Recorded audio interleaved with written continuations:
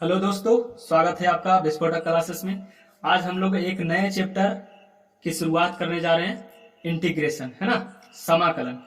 और ये इतना महत्वपूर्ण है बोर्ड एग्जाम के लिए, बहुत ज्यादा महत्वपूर्ण है। इससे बहुत ज्यादा क्वेश्चन बनता है, ऑब्जेक्टिव भी ज्यादा क्वेश्चन पूछा जाता है और सब्जेक्टिव भी ज्यादा क्वेश्चन पूछा जाता है। ठीक है, तो इसको हम लोग बारीकी से ध्यान से देखेंगे, समझेंगे। ठीक है, सबसे पहले हम लोग आज तो इंट्रोडक्शन ही करेंगे, देखिएगा ध्यान से।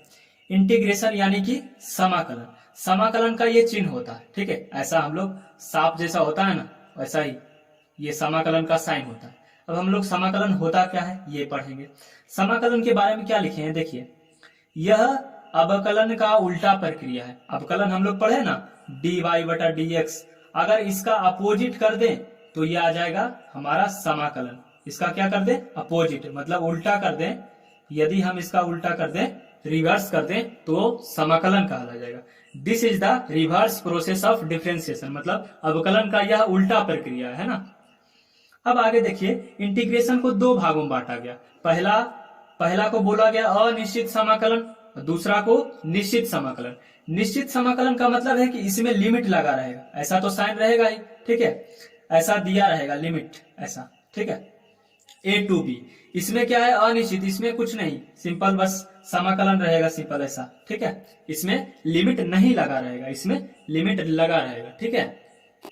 ये जो ए है इसको हम लोग बोलते हैं लोअर लिमिट। क्या बोलते हैं, लोअर लिमिट, ठीक है, लोअर लिमिट मतलब निम्न सीमा। हिंदी में क्या कहेंगे, निम्न सीमा, ठीक है, हिंदी में कहेंगे हम लोग निम्न सीमा। और ये ऊपर है तो ये हो जाएगा अपर लिमिट। इसको क्या बोलते हैं, upper limit, U double P E R, upper L I am I T, limit, upper limit. Upper limit का हिंदी क्या होगा, उच्च सीमा, ठीक है। इसका मतलब क्या होता है, मतलब इसमें अगर हम समाकलन करेंगे किसी फंक्शन का, तो एक निश्चित, मतलब कोई संख्या के बीच में ए से लेके बी तक में हमको करना है। इसमें कोई जरूरी नहीं कि ए से बी तक में कर सकते, ठीक है। तो इसमें लिमिट लगा रहेगा। इसका पहचान क्या है निश्चित का, इसमें लिमिट लगा रहेगा। जिसमें लिमिट लगा रहेगा उसको बोलेंगे निश्चित समाकलन, और जिसमें लिमिट नहीं लगा रहेगा उसको क्या बोलेंगे, अनिश्चित समाकलन, है ना। चलिए आगे चलते हैं। चलिए अब और आगे थोड़ा सा हम चलते हैं। क्या लिखा है, समाकलन का प्रयोग। जैसे हम कोई भी चैप्टर पढ़ते हैं तो उसका हमारे दैनिक जीवन में कुछ ना कुछ तो उपयोग है। तो अब हम जानेंगे उपयोग कहाँ होता है, ठीक है। क्या लिखेंगे, देखिएगा ध्यान से। इसका प्रयोग सामान्यतः परिभाषित तथा अपरिभाषित आकृतियों का क्षेत्रफल ज्ञात करने में करते हैं। क्षेत्रफल मतलब एरिया। अच्छा, ये परिभाषित क्या होता है, अपरिभाषित क्या होता है। परिभाषित तथा अपरिभाषित का मतलब क्या होता है, जैसे हम कहें परिभाषित आकृति, है ना, परिभाषित आकृति। परिभाषित आकृति का मतलब है, जैसे ये एक डायग्राम हम पा रहे हैं तो इसके बारे में आप लोग जानते हैं क्या है, यह एक आयत है, एक क्या है, रेक्टेंगल है ना। जैसे एक और पा रहे ऐसा, तो ये क्या है, वर्ग के जैसा दिख रहा है, हालांकि वर्ग तो नहीं है, आयत के जैसा दिख रहा है, लेकिन जिसकी चारों भुजा होता है ये वर्ग होता है। अगर हम ऐसा पार दें तो ये क्या है, वृत्त है, यानी कि सर्कल है, ये हमारा स्क्वायर है ना। तो ये सब परिभाषित आकृति है। तो इसका क्षेत्रफल तो पर्टिकुलर हम लोग जानते हैं ना। जैसे इसका क्षेत्रफल निकालने के लिए अगर रेडियस हमको पता है तो पाई आर स्क्वायर कर देंगे तो निकल जाएगा। अगर इसका क्षेत्रफल निकालना है तो भुजा स्क्वायर हो जाएगा, है ना, ये हम लोग पता है, साइड का वर्ग। अगर आयत का क्षेत्रफल निकालना है तो लंबाई गुना चौड़ाई कर देंगे। यदि हमको लंबाई और चौड़ाई पता हो तो उसका क्षेत्रफल निकाल लेंगे, ठीक है। ये सब का हम लोग क्षेत्रफल निकाल देंगे, कोई दिक्कत नहीं।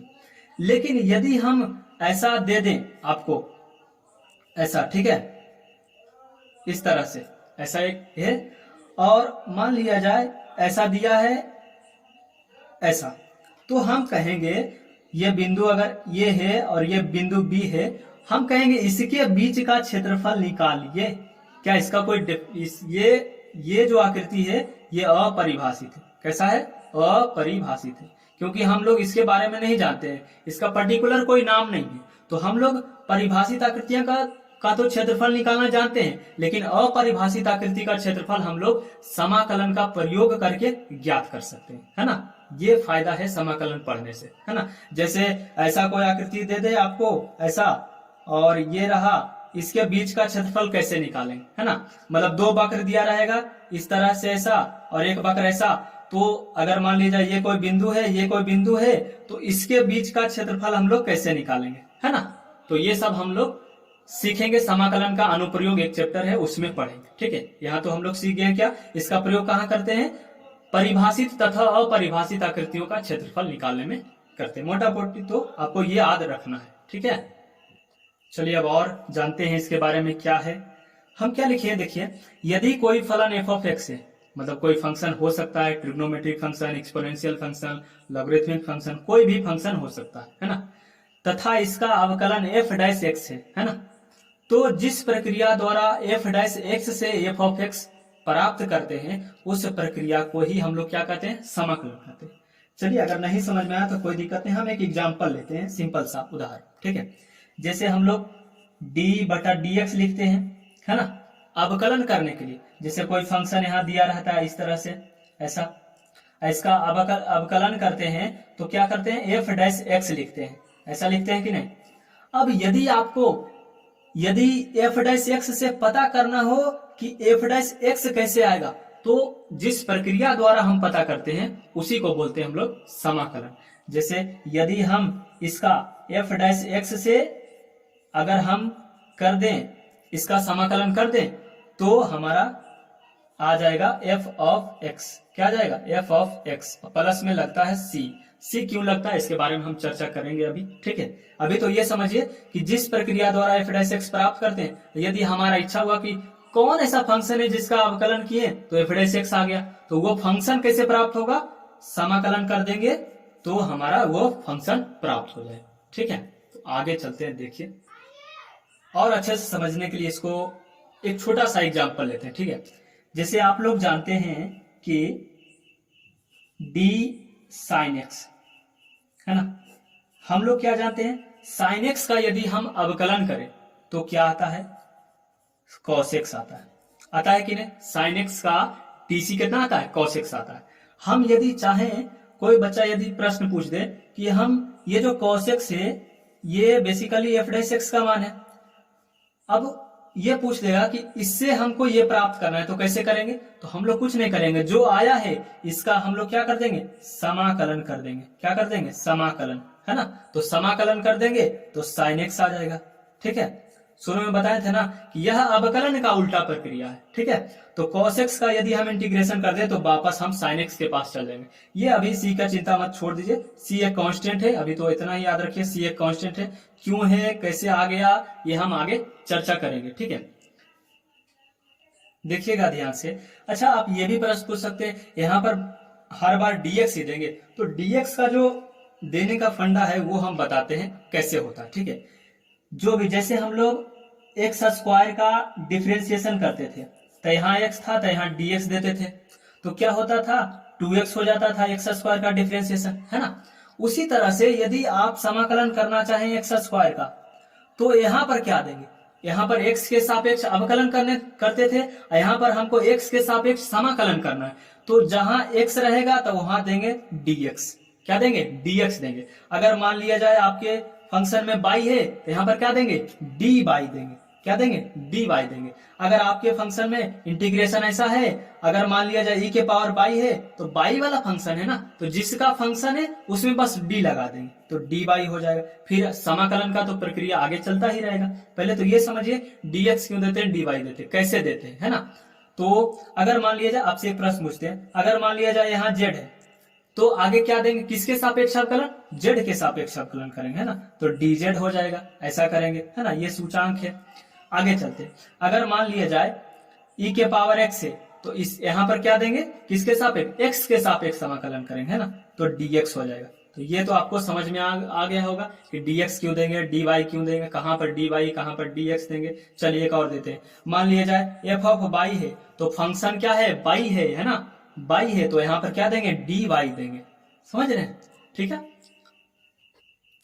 यदि आपको ऐसा ही एक और एग्जांपल लेते हैं, ठीक है। यदि आपको कहीं ऐसा रहे t, तो t के सापेक्ष ही समाकलन करेंगे, तो यहाँ पर क्या लिखेंगे, dt लिखेंगे छोटा सा। अगर मान लिया जाए a का समाकलन करना है तो dA लिखेंगे, अगर आपको b का समाकलन करना है तो dB लिखेंगे, है कि नहीं।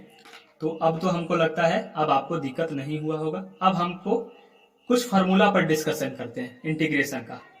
चलिए देखिए, सबसे पहला फार्मूला, ऐसे तो बहुत ज्यादा फार्मूला है, उस पर हम बाद में डिस्कस करेंगे। पहले हम बताते हैं, ये देखिए ये जो c है इसके बारे में हम बताते हैं c देते क्यों है। ठीक है, x पर पावर n का इंटीग्रेशन क्या होता है, जब भी पावर वाला इंटीग्रेशन करना हो तो पावर में एक जोड़ दीजिए, वही वाला पावर से भागा दे देना, प्लस में c कर देना। c मतलब कांस्टेंट। अभी आता क्यों है इस पर थोड़ा सा हम डिस्कस करते हैं। ठीक है, देखिएगा ध्यान से।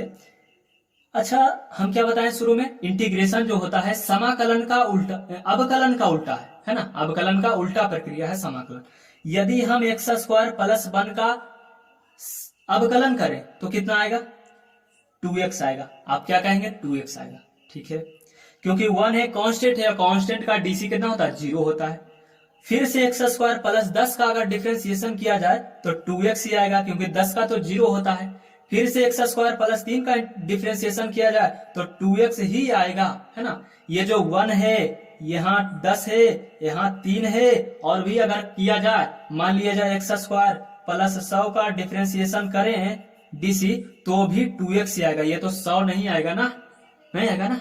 ठीक है, यदि हम तो हम क्या बताए थे कि जो अवकलन का उल्टा प्रक्रिया है समाकलन, यदि हम इसका जो आंसर आया है ये अवकलन में, इसका इंटीग्रेशन कर दे तो वापस ही आ जाना चाहिए। चलिए करके देखते हैं। ठीक है, इंटीग्रेशन किसका करना है, 2x का, x है इसलिए यहाँ dx लगाए। इसमें भी ध्यान रखिएगा, जो भी कांस्टेंट रहता है उसको हम बाहर निकाल लेते हैं। तो कांस्टेंट क्या है भाई, एक संख्या होता है ना कांस्टेंट, तो 2 को बाहर निकाल लेंगे और x का समाकलन करना है। तो हम बताए हैं ना, x पर पावर कुछ नहीं तो एक तो है ना, एक है ना। तो हम क्या बताएं, पावर वाले इंटीग्रेशन में जब भी पावर का इंटीग्रेशन करना हो, सिंपल फंडा है, जितना पावर है उसमें एक जोड़िए, वही वाला नीचे हर में लिख लीजिए। तो एक पावर है तो 2 इंटू एक्स पर पावर एक जोड़ दीजिए, तो एक का एक 2 होता है, और नीचे भी वही वाला 2 उतार दीजिए और प्लस में c लगा दीजिए। 2 से 2 कट गया, यानी आ गया एक्स स्क्वायर प्लस c। इसमें भी देखिएगा, ये +1 यहाँ आया था क्या, नहीं आया था ना। यहाँ इसीलिए c आ रहा है क्योंकि c तो कुछ तो होगा यार, है ना। ये जो +1 है, c का हमको पता नहीं कि 1 होगा कि 2 होगा कि 10 होगा, क्योंकि यहाँ पर यदि हम कुछ भी रख दें कांस्टेंट नंबर में तो उसका जो डिफरेंशिएशन होगा वो 0 होगा, लेकिन कुछ तो यहाँ पर है ना। इसलिए यदि हम उल्टा करते हैं, इसका समाकलन करते हैं, तो यहाँ पर c दिया जाता है, किसके बदले, इसके बदले। ये जो नहीं आ रहा था एक्चुअल में हमें पता नहीं है कि क्या है, नहीं है ना। तो जब इसीलिए पता करने के लिए हम लोग c देते हैं कि c तो होना चाहिए। जैसे उसी तरह से इसका भी कीजिएगा तो वही बात है, 2x का भी अगर हम समाकलन करें तो एक्स स्क्वायर बटा 2, बाहर में तो 2 है ही, तो एक्स स्क्वायर आया, क्या ये 3 आया, 3 नहीं आया ना। तो 3 के बदले ही हम लोग c देते हैं, है ना, c देते हैं। ठीक है, अब बोलिएगा 3 क्यों नहीं दे सकते, क्योंकि 3 एक कांस्टेंट है ना, इसीलिए हम लोग एक कांस्टेंट दे देते हैं, क्या कुछ भी हो सकता है। ठीक है, तो अब तो हमको लगता है कि पता चल गया होगा कि c हम लोग क्यों देते हैं। चलिए आज के लिए इतना रहने देते हैं, कल हम जब आएंगे अगले वीडियो में, इसके अगले वीडियो में हम लोग क्या करेंगे, कुछ फार्मूलाज वगैरह देखेंगे और फिर एक्सरसाइज स्टार्ट करेंगे। तब तक के लिए बहुत बहुत धन्यवाद आप लोग का।